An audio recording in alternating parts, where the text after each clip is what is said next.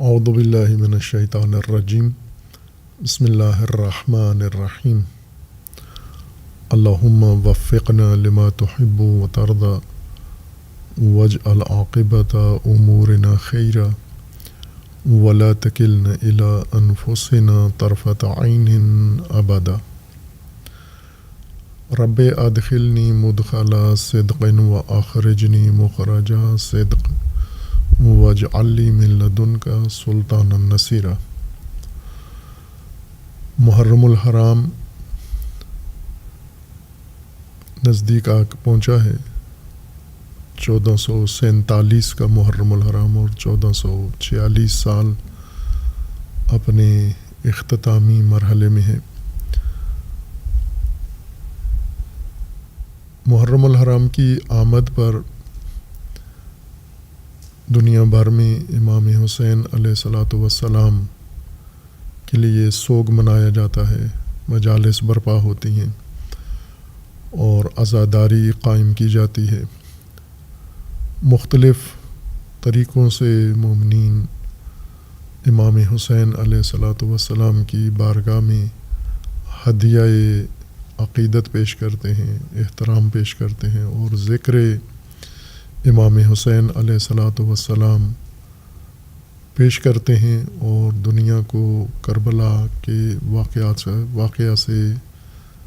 آگاہ کرتے ہیں۔ اور یہ حکم رسول اللہ صلی اللہ علیہ وآلہ وسلم نے دیا ہے۔ امام حسین علیہ الصلاۃ والسلام کے متعلق رسول اللہ صلی اللہ علیہ وآلہ وسلم نے 2 قسم کی اور 2 طرح کی تاکیدات فرمائی ہیں۔ ایک وہ تاکیدات ہیں جو اہل البیت علیہ السلام کے متعلق ہیں کہ جس میں امام حسین علیہ الصلاۃ والسلام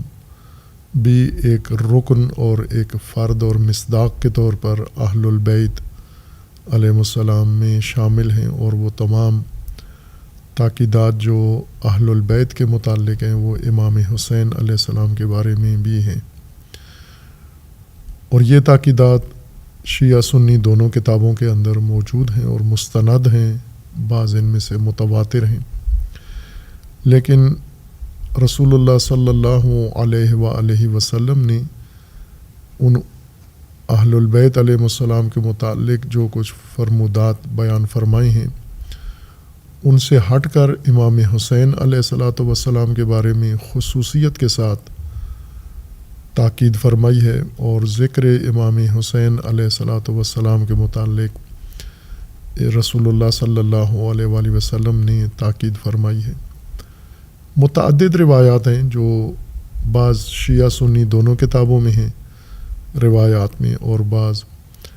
امامیہ کتابوں کے اندر ہیں۔ اہل سنت راویوں نے وہ روایات اپنی کتابوں میں ذکر نہیں کی ہیں۔ معروف ترین فرمان رسول اللہ صلی اللہ علیہ وآلہ وسلم کا امام حسین علیہ الصلاۃ والسلام کے بارے میں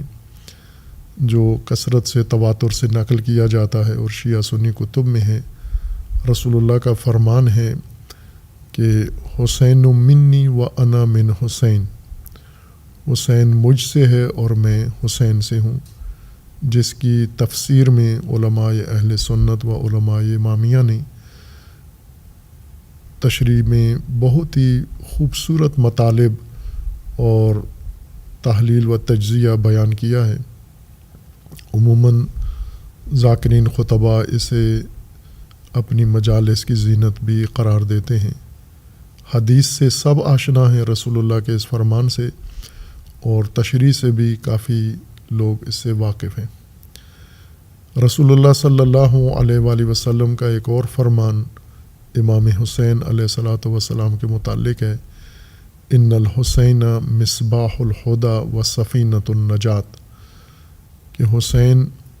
ہدایت کے چراغ ہیں اور نجات کی کشتی ہیں۔ اور یہ بہت ہی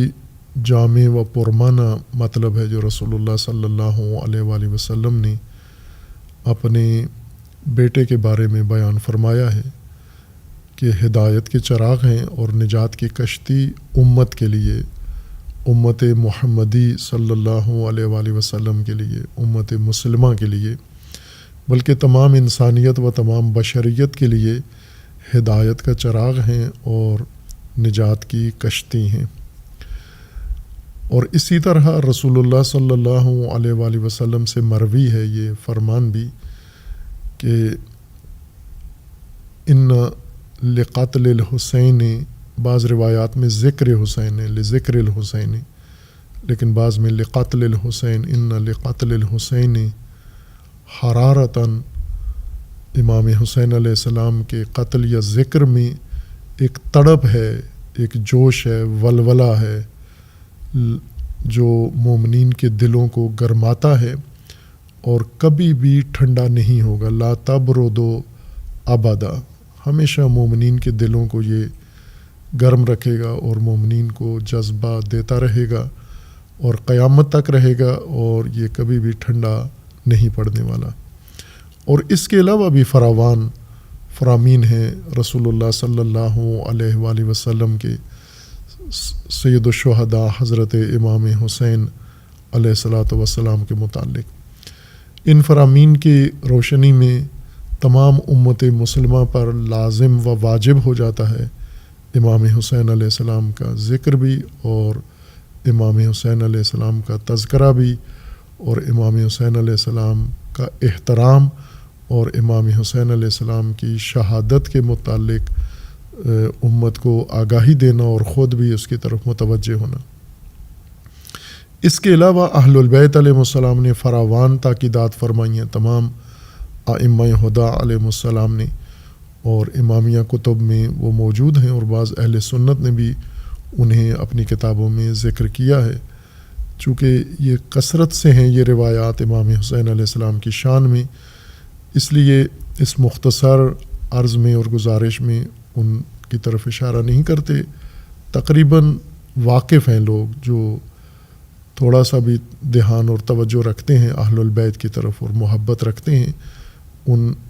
روایات سے آشنا ہیں جو اہل البیت علیہ السلام نے اور ائمہ اطہار علیہ السلام نے امام حسین علیہ السلام کے بارے میں بیان فرمائی ہیں۔ اور یہ ذکر مخصوص نہیں ہے امام حسین علیہ السلام کا محرم کے ساتھ، لیکن چونکہ محرم الحرام میں امام حسین علیہ السلام نے اپنا مقدس قیام طاغوت کے خلاف، ظالم کے خلاف، ستمگر کے خلاف کیا ہے، اور محرم الحرام میں جام شہادت نوش کیا ہے آپ نے، آپ کی اولاد نے، اور آپ کے ساتھیوں نے، صحابہ نے، اصحاب نے، اس لیے اس ذکر کا زیادہ محرم میں چرچا ہوتا ہے امام حسین علیہ السلام کی مجالس و عزا کا، لیکن مختص نہیں ہے محرم کے ساتھ۔ اگر ہم رسول اللہ صلی اللہ علیہ وآلہ وسلم کی تاکیدات اور ائمہ اطہار کی تاکیدات اور فرمودات کو دیکھیں تو زندگی بھر اور سال بھر امام حسین علیہ السلام کا ذکر ضروری قرار دیا گیا ہے امت کے لیے، اور خصوصاً آخری مرحلہ امام حسین علیہ السلام کی زندگی کا، یعنی کربلا کا مرحلہ، جو جور و ستم اہل ستم نے کیے اور ڈھائے وہ بیان کرنا، اور امام علیہ السلام کی شخصیت اور مصائب اور سوگ کی حالت میں محرم میں یہ مختص قرار دیا گیا ہے۔ بعض لوگ ہیں جو صرف محرم میں ہی ذکر امام حسین علیہ السلام کرتے ہیں، لیکن باقی جو اہل فہم و فراست ہیں وہ عمر بھر اور سال بھر امام حسین علیہ السلام کو فراموش نہیں کرتے۔ اور امام حسین علیہ السلام کے بارے میں یوں نہیں کہ فقط ان کا ذکر کرنا ہے یا ان کے مصائب کی حد تک ان کا تذکرہ کرنا ہے، بلکہ سیرت امام حسین علیہ السلام لازمی ہے، جیسا امام حسین خود فرماتے ہیں لکم فیہ اسوہ، میری ذات میں تمہارے لیے اسوہ ہے، نمونہ ہے، ماڈل ہے، جو میں نے کیا ہے وہ آپ کو بھی کرنا ہے۔ اور جیسا تعلیمات ہیں اہل البیت علیہ السلام کی، اس کے مطابق امام حسین علیہ السلام کی ذات اور آپ کا قیام یہ سرمشق ہے تمام انسانیت کے لیے، تمام مسلمین کے لیے، امت کے لیے۔ سرمشق کا مطلب یہ ہوتا ہے کہ وہ عبارت اور جملہ جو معلم کلاس میں اپنے شاگردوں کے لیے لکھتا ہے اور اس کو دیکھ کر متعلمین مشق کرتے ہیں، اس کے مطابق لکھتے ہیں. یہی اصطلاح امام حسین علیہ السلام کے بارے میں علماء نے استعمال کی ہے کہ امام حسین علیہ السلام کا عمل قیام کربلا سرمشق ہے انسانیت کے لیے اور مومنین کے لیے، اور آج کی نسل کے لیے خصوصیت کے ساتھ سرمشق ہے جس کی مشق کرنی ہے تمام بشریت نے. عزاداری در حقیقت اسی مشق کا نام ہے. امام کی سرمشق کو دیکھنا، امام کی سرمشق کو سمجھنا اور اس کے مطابق پھر خود اپنی زندگی اور اپنے زمانے میں اسی طرح کی مشق کرنا، جیسا کہ اس وقت کے حالات ہیں، عالمی حالات ہیں. کئی سرزمینیں جو ستمگروں کے ستم کا نشانہ بنی ہوئی ہیں، تو اس کے مقابلے کے لیے امام حسین علیہ السلام کی سرمشق ہے، نمونہ ہمارے سامنے جس کے مطابق امت نے مشق کرنی ہے جیسا کہ کر رہے ہیں. اور یہی سرمشق تمام امت کے لیے ہے، اور خصوصاً ہمارے لیے جو ہم پاکستان میں مسلمین آباد ہیں، جو مومنین پاکستان میں ہیں، ان کے لیے بھی یہ سرمشق ہے. لیکن امام حسین علیہ السلام کے بارے میں معرفت و آگاہی کے درجات ہیں. کچھ لوگ ہیں صرف امام حسین علیہ السلام کی ذات سے محبت رکھتے ہیں، اور اس وجہ سے رکھتے ہیں کہ وہ سید شباب اہل جنت ہیں. اور کچھ لوگ سید الشہداء سے محبت رکھتے ہیں چونکہ آپ آل رسول ہیں اور فرزند رسول اللہ صلی اللہ علیہ وآلہ وسلم ہیں. اور کچھ لوگ امام حسین علیہ السلام سے احترام کا کرتے ہیں چونکہ آپ اہل البیت میں سے ہیں، اور اہل البیت کی شان میں قرآن میں اور سنت میں تاکید فرمائی گئی ہے. صرف اس حد تک ہے، لیکن اس سے آگے بھی کچھ لوگ ہیں جنہوں نے سید الشہداء علیہ السلام کی معرفت کی ہے، محبت سید الشہداء کی دل میں ہے، اور بعض عملی طور پر سید الشہداء علیہ السلام کو اپنی زندگی کا اسوہ حسنہ و نمونہ قرار دیتے ہیں. لیکن جو مرسوم طریقہ ہے وہ یہ کہ عزاداری کے لیے رسومات کے ذریعے اور مرسوم عزاداری کے ذریعے امام حسین علیہ السلام کو خراج عقیدت پیش کیا جاتا ہے، یا شیعہ ذاکرین کے بقول پرسہ دیا جاتا ہے. یہ ایک مرسوم طریقہ ہے جو پاکستان کے اندر رائج ہے. لیکن محرم کی آمد پر امام حسین علیہ السلام کے لیے جب سوگواری کا یا عزاداری کا وقت آتا ہے تو پاکستان میں ایک خاص فضا، سلامتی کی فضا، سیکیورٹی کی فضا قائم کر دی جاتی ہے، اور سب کے سب اسے امن قائم کرنے کے لیے الرٹ ہو جاتے ہیں، ہوشیار ہو جاتے ہیں، تدبیریں کرتے ہیں. پوری حکومتی مشینری حرکت میں آ جاتی ہے، پولیس حرکت میں آ جاتی ہے، اور ریاستی ادارے سارے حرکت میں آ جاتے ہیں. اور 10 دن بالخصوص پاکستان کے اندر ایک غیر معمولی ماحول بن جاتا ہے. یعنی عملی طور پر اگر ہم دیکھیں تو تمام پاکستانی بالواسطہ بلا واسطہ کسی بھی حیثیت سے محرم میں امام حسین علیہ السلام کی عزاداری کے متعلق مشغول اور مصروف ہوتے ہیں. عزادار عزاداری کر کے، عزاداری برپا کر کے اور عزاداری میں شرکت کر کے امام حسین علیہ السلام کی عزا میں حصہ ڈالتے ہیں. اسی طرح جو ذاکرین خطبہ ہیں وہ مجالس پڑھ کے، تقریریں کر کے عزائے حسین میں شامل ہوتے ہیں. اور باقی مسلمین بھی اپنے طور پر اہل سنت، خصوصاً جو اہل البیت علیہ السلام سے محبت رکھتے ہیں، عشق رکھتے ہیں، والہانہ عشق رکھتے ہیں، وہ اپنے انداز سے وہ رسومات جو شیعہ بجا لاتے ہیں اس طرح کی نہیں کرتے، لیکن محرم کے اندر کم از کم ابتدائی 10 دنوں کے اندر امام حسین علیہ السلام کا تذکرہ اپنی مجالس میں، نماز جمعہ میں اور اپنے مواعظ میں اور خطابات میں، اور بعض تو باقاعدہ 10 دن امام حسین علیہ السلام کا تذکرہ اہل سنت کرتے ہیں. لیکن جو ان چیزوں کو جائز نہیں سمجھتے وہ بھی امام حسین علیہ السلام اور عزاداری سے لا تعلق نہیں رہتے، وہ بھی کسی نہ کسی طریقے سے اس کے اندر اپنی ساری توانائیاں استعمال کر رہے ہوتے ہیں، یا عزاداری کے خلاف ماحول بنا رہے ہوتے ہیں، پراپوگنڈا کر رہے ہوتے ہیں، غلط فہمیاں پیدا کر رہے ہوتے ہیں اور طیش دلا رہے ہوتے ہیں اور اشتعال انگیزی کر رہے ہوتے ہیں، اور بعض ایسے ہیں جو اس کو تنقیدی نگاہ سے دیکھتے ہیں۔ بہرکیف کوئی فرد ایسا نہیں ہے جو عزاداری سے لا تعلق ہو، خصوصاً حکومت اور حکومتی مشینری اس طرح کے رویوں سے پاکستان کے اندر محرم الحرام ایک سیکیورٹی مسئلہ کے طور پر بن جاتا ہے، جبکہ باقی سال بھر بہت سارے ایسے مہینے آتے ہیں جن میں اسلامی مناسبتیں ہیں، جیسے ماہ مبارک رمضان ہے، لیکن کوئی سیکیورٹی مسئلہ پیدا نہیں ہوتا۔ اسی طرح ذی الحجہ ہے، اس میں اسلامی مہینہ ہے اور اس میں عید قربان آتی ہے، اور مسلمین اس کے اندر عبادت بھی کرتے ہیں اور قربانی بھی کرتے ہیں، پرجوش ہوتے ہیں، حج بھی کرتے ہیں، لیکن سیکیورٹی کا ایشو نہیں بنتا۔ اسی طرح ربیع الاول آتا ہے جو ماہ میلاد رسول اکرم صلی اللہ علیہ وآلہ وسلم ہے، اور ربیع الاول میں بھی ہر چند حساسیت ہوتی ہے، لیکن محرم جتنی حساسیت پیدا نہیں ہوتی۔ حکومت بھی محرم الحرام کو ماہ رمضان اور ذی الحجہ اور ربیع الاول کی طرح سے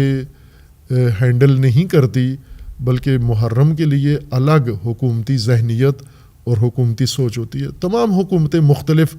بدل کے آتی ہیں، فوجی، سول اور مختلف جماعتوں کی، لیکن محرم کے متعلق تقریباً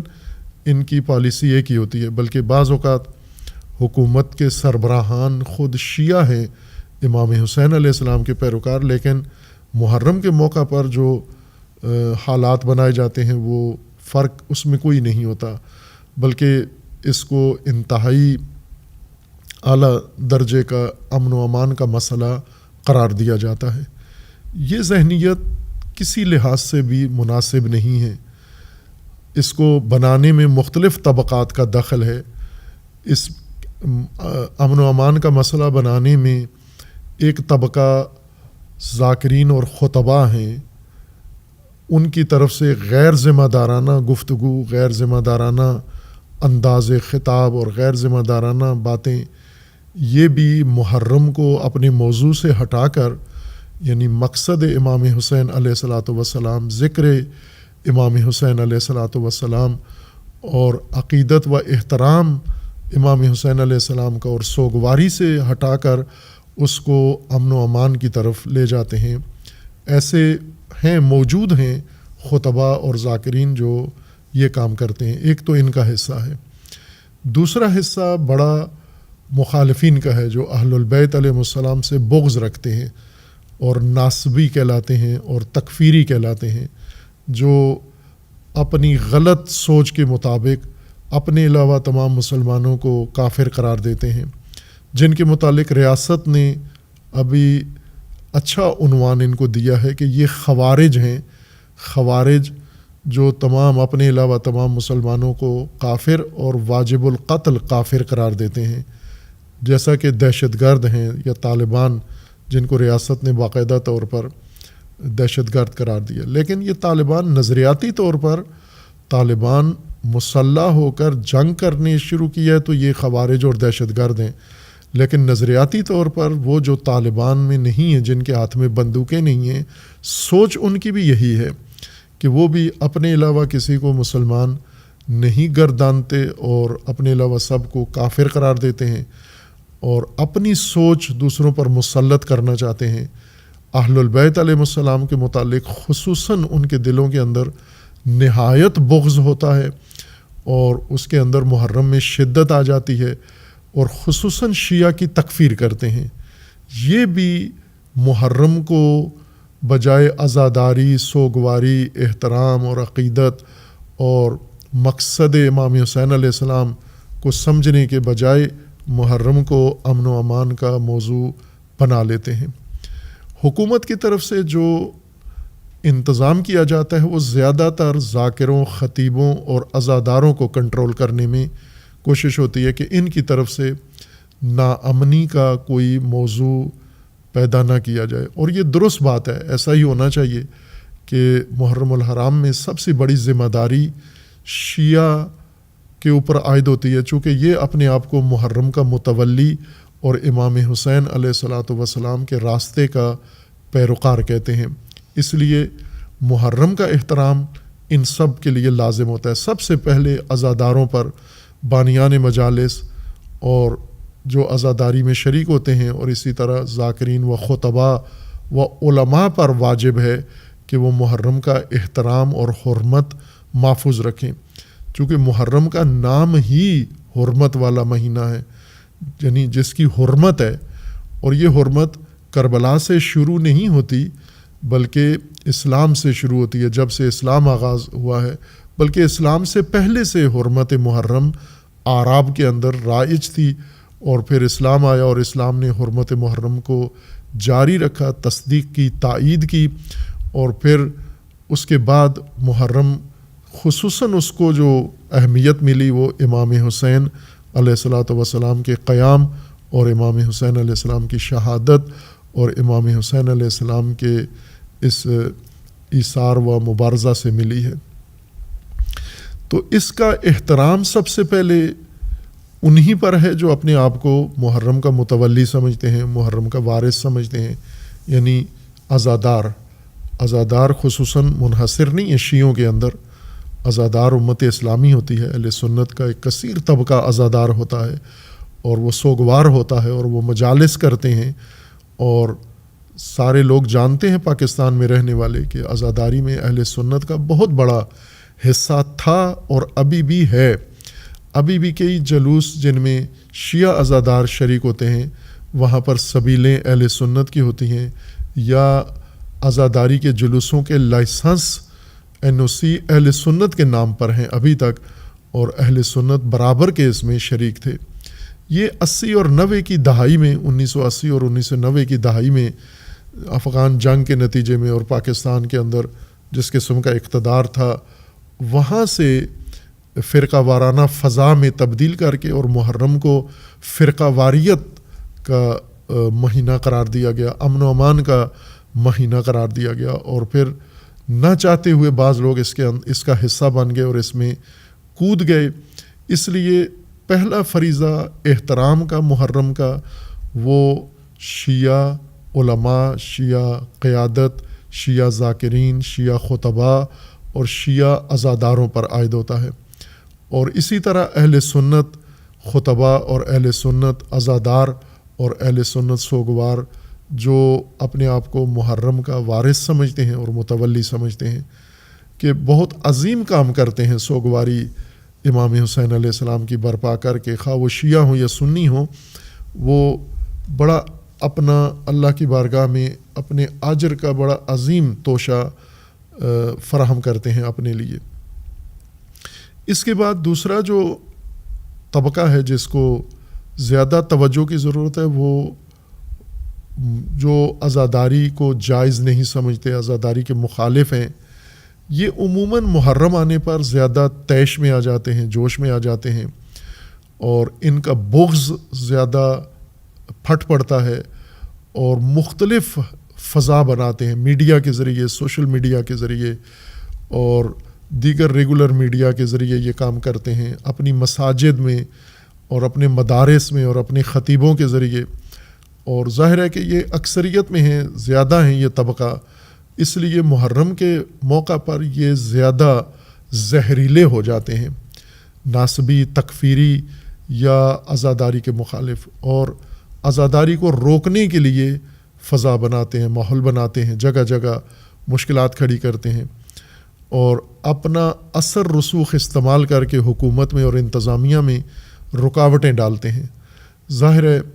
اس سے زیادہ ماحول ناامنی کی طرف جاتا ہے کہ آپ اپنا اعتقاد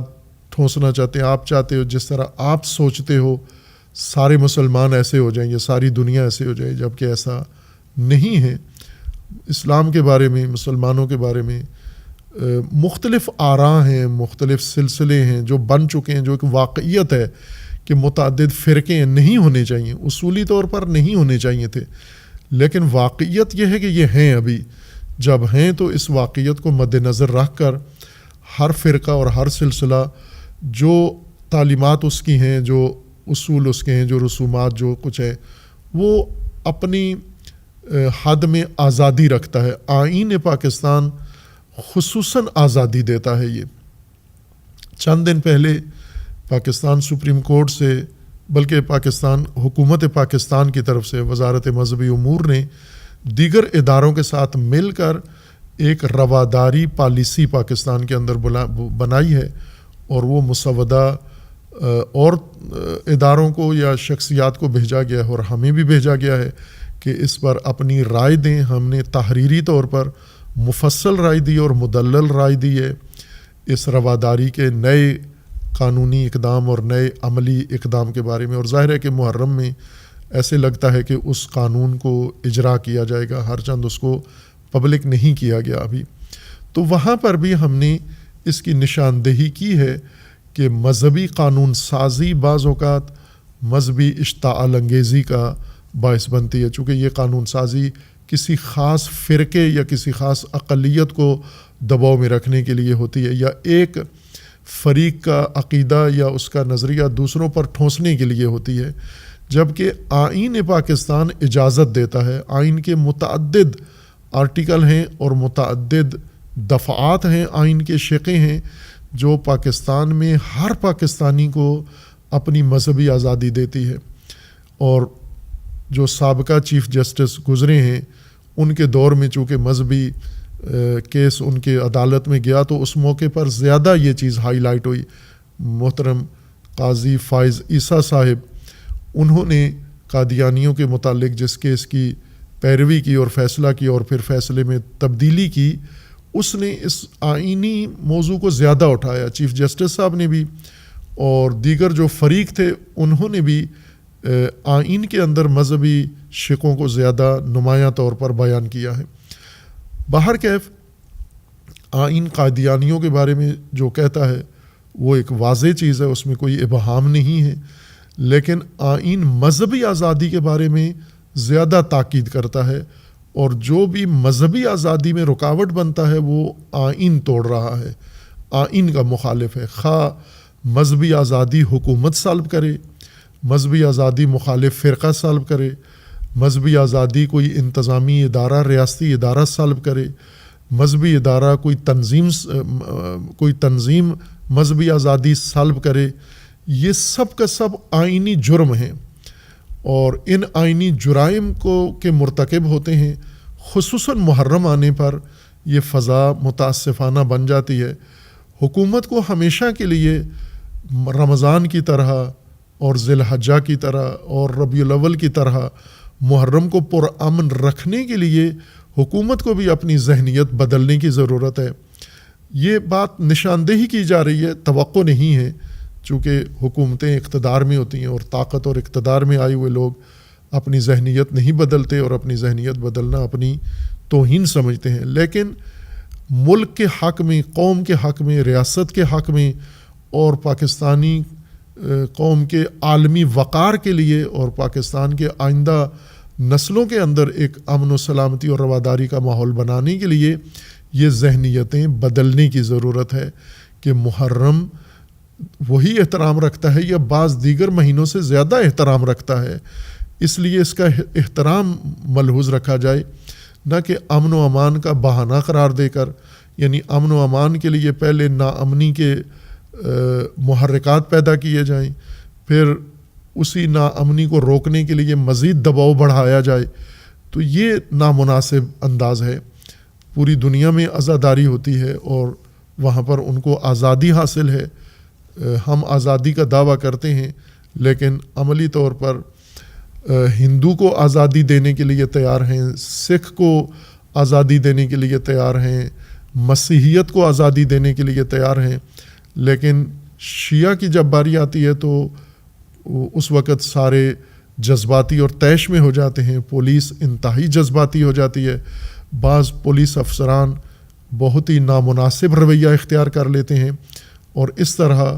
امن کے بہانے عزاداری کے اندر خلل ڈالتے ہیں جو عکس العمل کا باعث بنتا ہے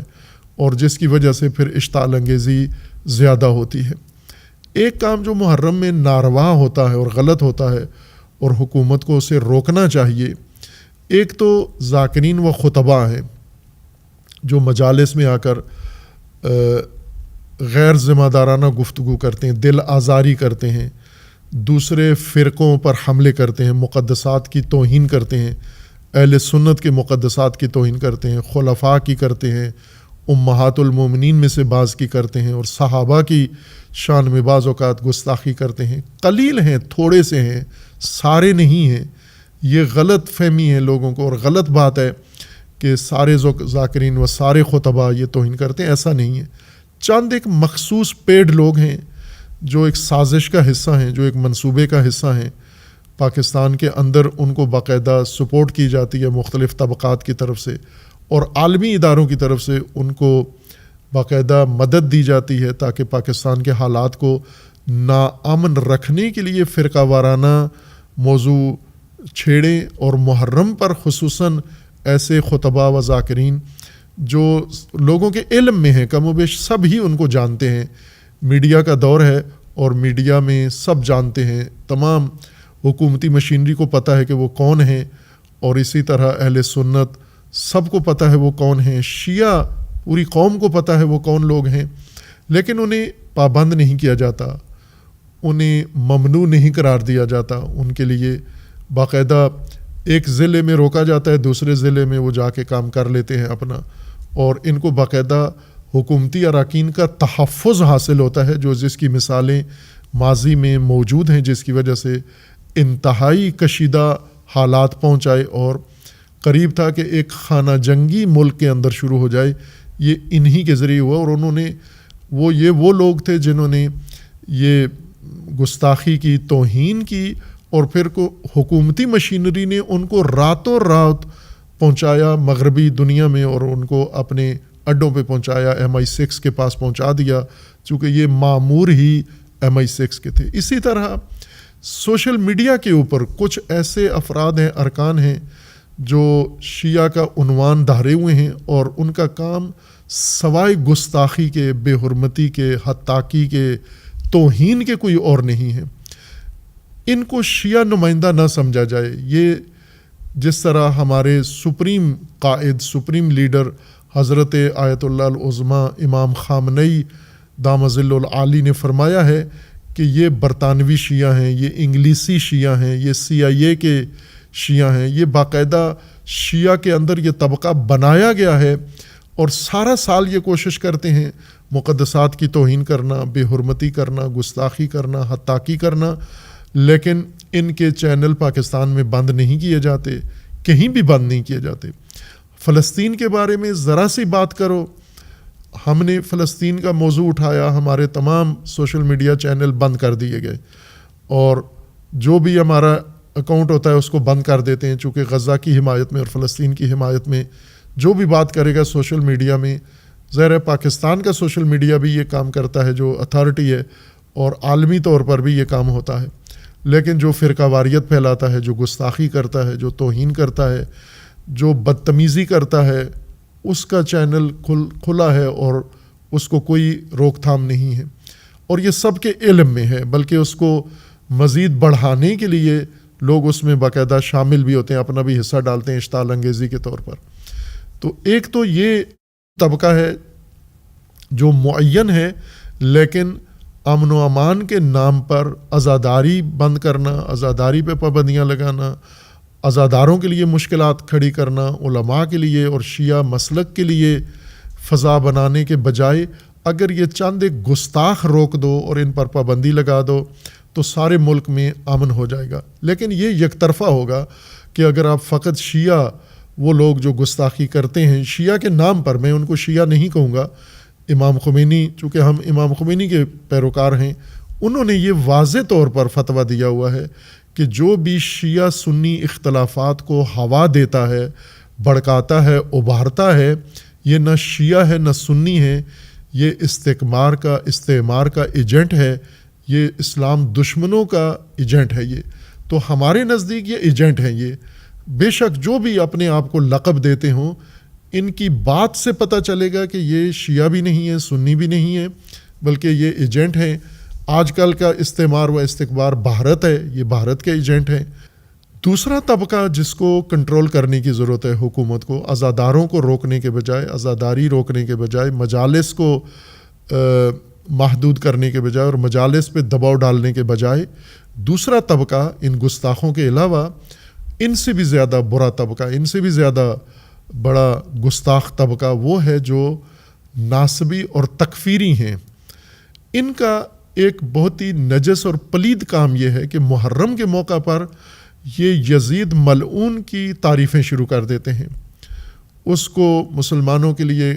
توجیہ کرتے ہیں، قابل قبول قرار دیتے ہیں۔ ایسے مفتی ہیں، سوشل میڈیا پہ ان کے چینل ہیں،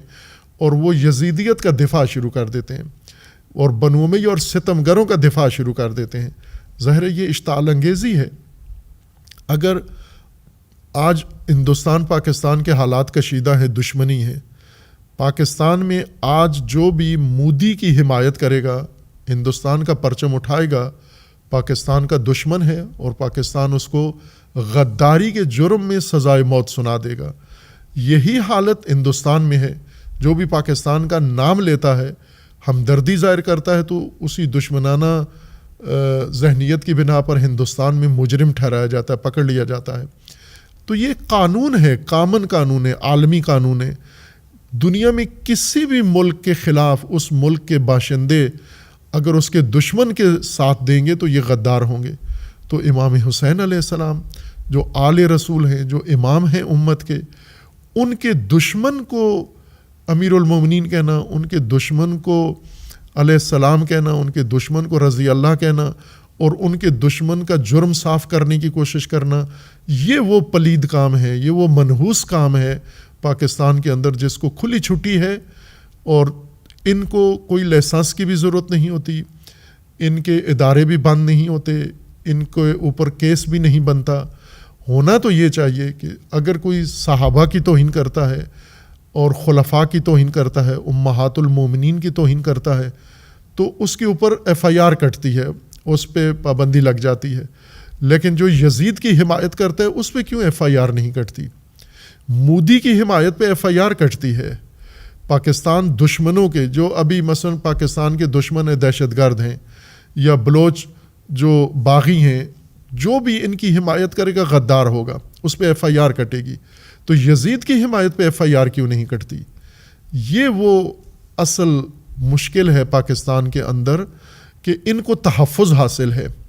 یہ جو یزید کے حامی ہیں، یہ باقاعدہ سرکاری علماء سمجھے جاتے ہیں، یہ سرکاری مفتی ہیں، ان کو تمام سرکاری کمیٹیوں میں بٹھایا جاتا ہے، سرکاری مشاورت میں ان کو رکھا جاتا ہے،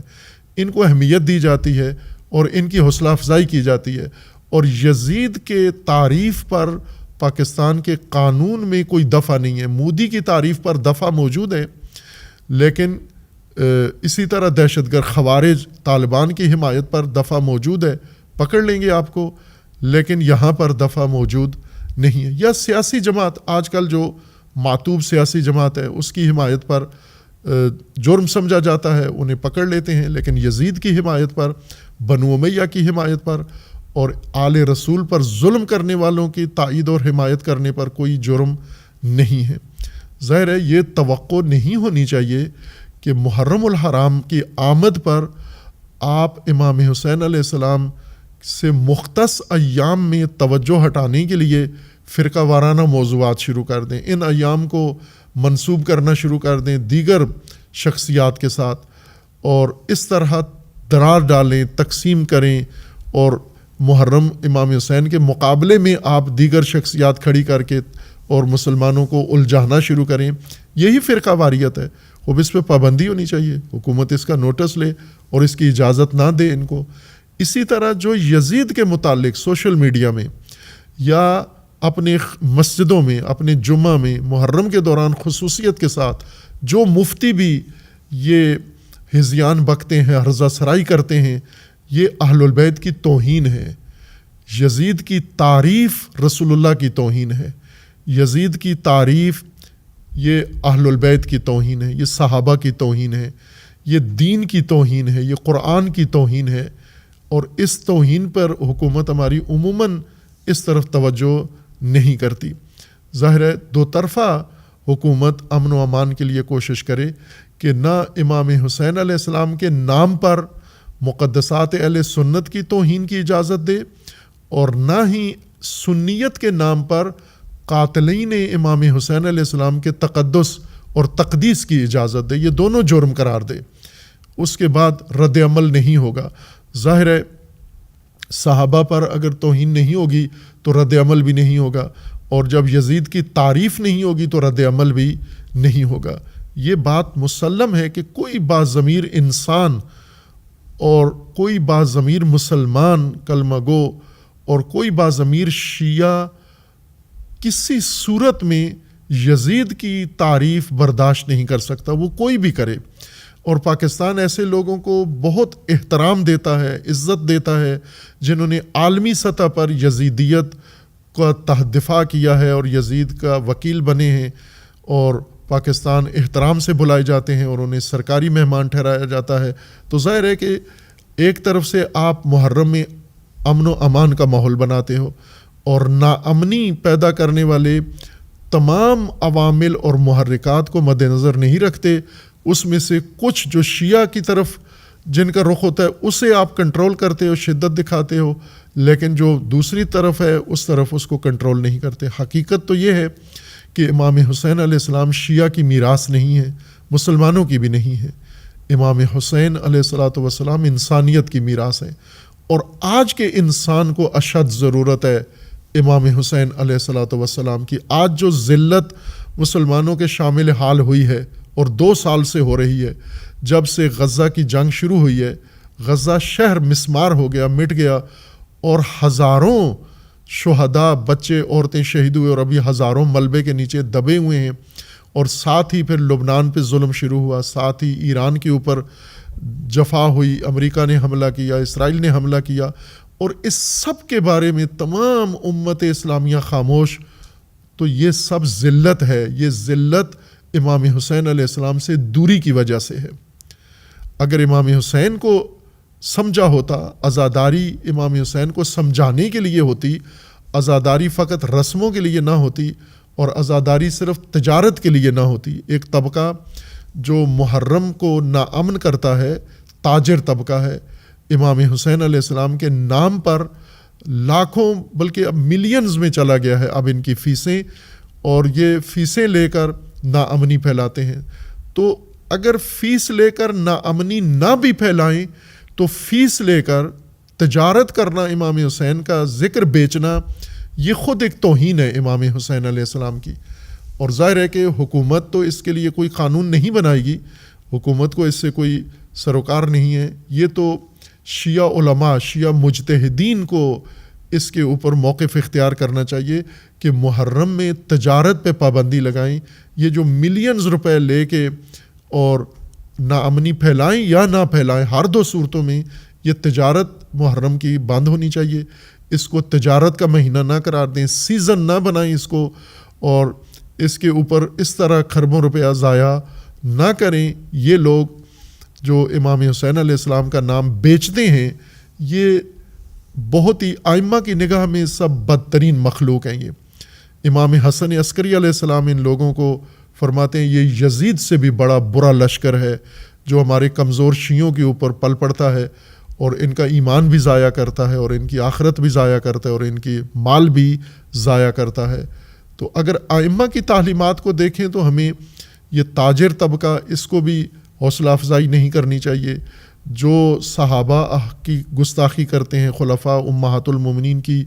ان کی حوصلہ افزائی نہیں کرنی چاہیے. اور جو یزید کی حمایت کرتے ہیں, جو بنو امیہ کی تعریفیں کرتے ہیں, جو اہل البیت کے دشمنوں کو قابل قبول بنانے کی کوشش کرتے ہیں, ان کا میک اپ کرتے ہیں, یہ وہ بدترین طبقات ہیں جو پاکستان میں ناامنی کی بنیاد ہیں. یہ صرف وہ جنہوں نے اسلحہ اٹھایا ہوا ہے, بندوق, وہ دہشت گرد یا خوارج نہیں فقط, بلکہ جو اس وقت سوشل میڈیا پہ چینل بنا کے بیٹھے ہوئے ہیں, جو مدرسوں میں بیٹھے ہوئے ہیں, جو مسجدوں میں بیٹھے ہوئے ہیں اور یزیدی تفکر رکھتے ہیں, یہ سب خوارج ہیں. یہ سب خطرناک دہشت گرد ہیں. آج اگر ریاست کے خلاف انہوں نے بندوق نہیں اٹھائی تو کل اٹھا لیں گے, چونکہ یہ جو آج خوارج ہیں جن کے ہاتھ میں آج بندوق ہے ریاست کے خلاف, یہ کل بندوق ان کے ہاتھ میں دی گئی تھی, ریاست نے دی تھی شیعوں کے خلاف. اور ظاہر ہے کہ پھر ایک وقت آیا کہ یہ بندوق کا رخ خود ریاست کی طرف مڑ گیا. تو آج بھی جو تشیع کے مقدسات کی توہین کرتے ہیں، یعنی امام حسین کی توہین کرتے ہیں، امام حسین کی توہین یزید کی تعریف امام حسین کی توہین ہے. بنو امیہ کی تعریف اور فضائل یہ امام حسین کی توہین ہے. اس توہین کو بھی بند کیا جائے اور محرم کو پرامن بنایا جائے، اور محرم کو امن و امان کا مسئلہ ہی نہ ہو اگر حکومت اپنی ذہنیت درست کر لے اور شیعہ ذمہ داری کا احساس کریں اور غیر ذمہ دارانہ کوئی کام نہ کریں، ضد میں نہ کریں، طیش میں نہ کریں. جو پاکستان کے اندر مذہبی آزادی آئین پڑھیں. میں تمام شیعہ عزاداروں کو اور مومنین کو یہ التماس کروں گا، درخواست کروں گا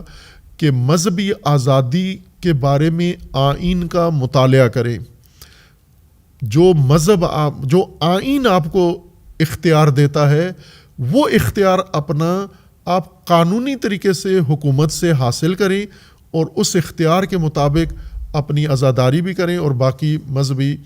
اعمال بھی انجام دیں. کوئی نہیں روک سکتا جو آئین آپ کو اجازت دیتا ہے. اکثر اس وقت ایک کانسٹیبل جا کے مجلس چھوڑ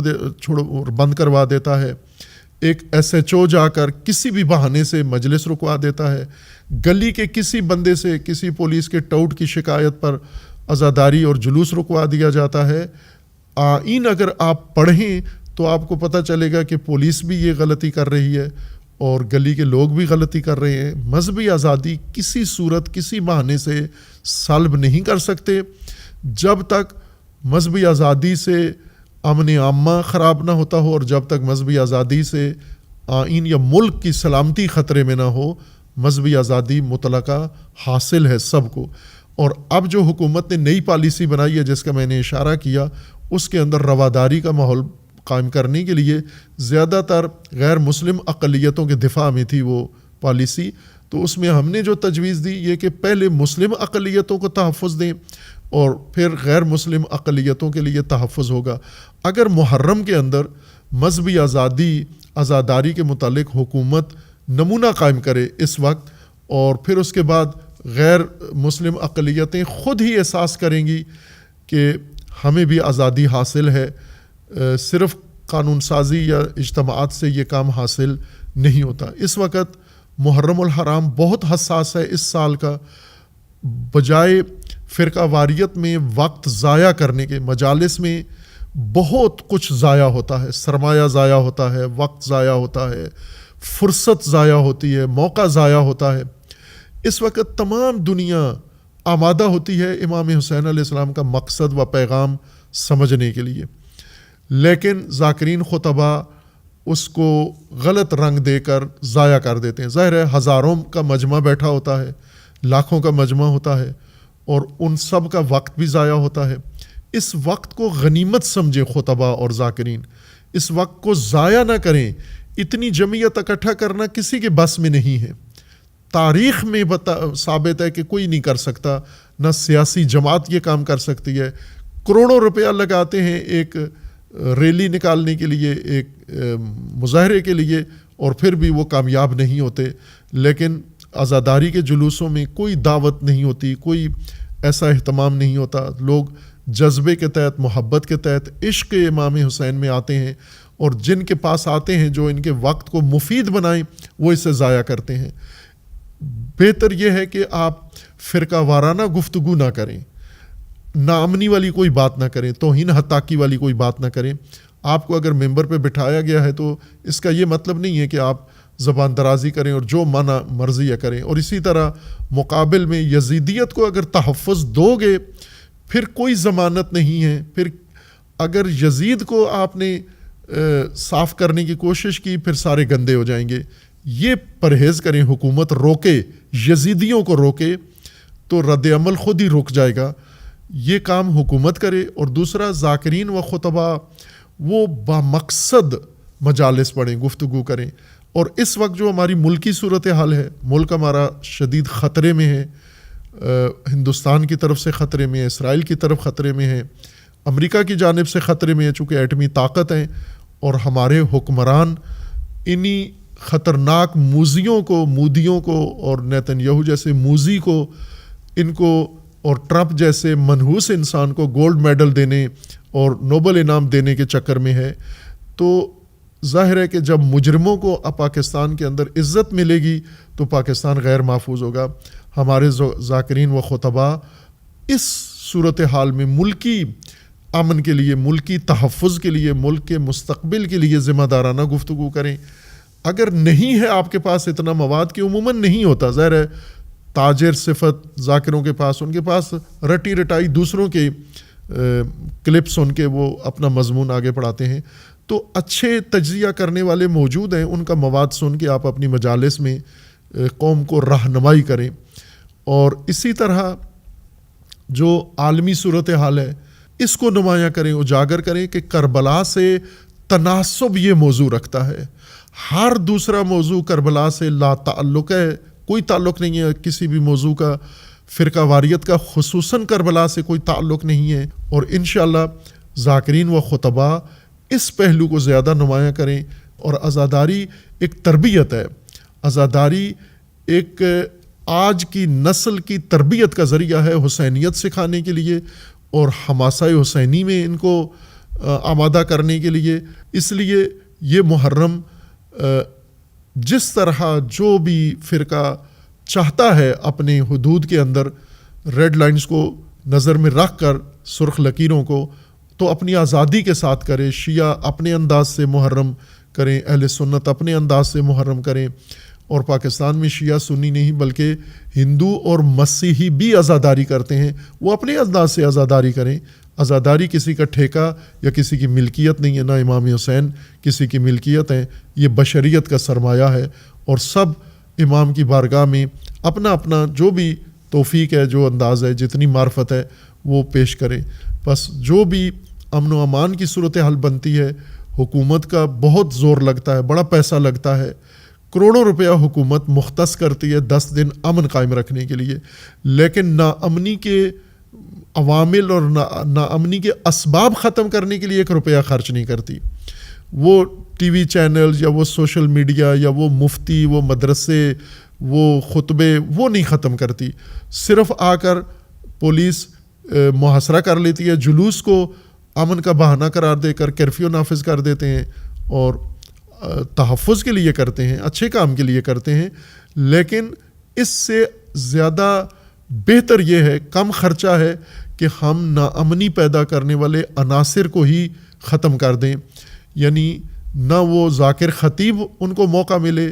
غیر ذمہ دارانہ اور گستاخانہ گفتگو کا، اور نہ ہی یزید کے حامیوں کو، مفتیوں کو موقع ملے یزیدیت کے پرچار کا۔ تو اس صورت میں ملک کے اندر اتنا خرچہ اور اتنی ٹینشن حکومت کو بھی نہیں ہوگی،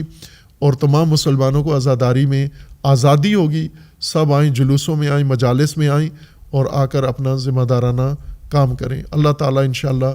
اس محرم الحرام میں پاکستان میں خداوند تعالیٰ توفیق دے، امن قائم رہے اور بامقصد عزاداری ہو، اور اس عزاداری کے نتیجے میں مقصد امام حسین علیہ السلام پاکستانی امت کے لیے اجاگر ہو، واضح ہو۔ اور آج اس مقصد کی اشد ضرورت ہے پاکستان کو، حسینی جذبہ ہی پاکستان کو بچا سکتا ہے۔ تو حکومت بلکہ زیادہ سہولتیں فراہم کرے، محرم کے دوران حسینی جذبہ ملت پاکستان میں، افواج پاکستان میں، فورسز کے اندر حسینی جذبہ پیدا کرنے کے لیے حکومت جو پیسہ امن و امان کام کرنے کے لیے خرچ کرتی ہے، وہ جذبہ پیدا کرنے کے لیے حکومت خرچ کرے، اور میڈیا بھی اپنی ذمہ دارانہ کردار ادا کرے۔ غیر ذمہ دارانہ گفتگو میڈیا پہ نہ کروائیں، یہ آپ کا اخلاقی، دینی، شرعی اور انسانی فریضہ ہے کہ محرم کے دوران محرم کا احترام ملحوظ رکھیں اور بحال رکھیں۔ اللہ تعالیٰ پاکستان کی حفاظت فرمائے، اور اللہ تبارک و تعالیٰ ایران کو فتح و کامرانی عطا فرمائے، اور دعا ہے کہ اللہ تبارک و تعالیٰ رہبر انقلاب اسلامی کی حفاظت فرمائے، مجاہدین انقلاب کو، مجاہدین ایران کو اللہ کامیابی دے، اللہ تبارک و تعالیٰ غزہ فلسطین کو آزادی عطا فرمائے، کشمیر کو، اور اللہ تبارک و تعالیٰ شام، لبنان، یمن، جہاں پر بھی مومنین مسلمین پر ظلم و ستم ہو رہا ہے، اللہ تبارک و تعالیٰ انہیں ظلم سے نجات عطا فرمائے، اور اللہ تبارک و تعالیٰ بحق امام حسین علیہ السلام تمام مسلمانوں کو ظلم سے محفوظ رکھے، اور ان ظالمین کو ظلم سمیت اللہ تبارک و تعالیٰ صفائے ہستی سے محو فرمائے انشاءاللہ۔ وصلی اللہ علی محمد وآلہ الطیبین الطاہرین۔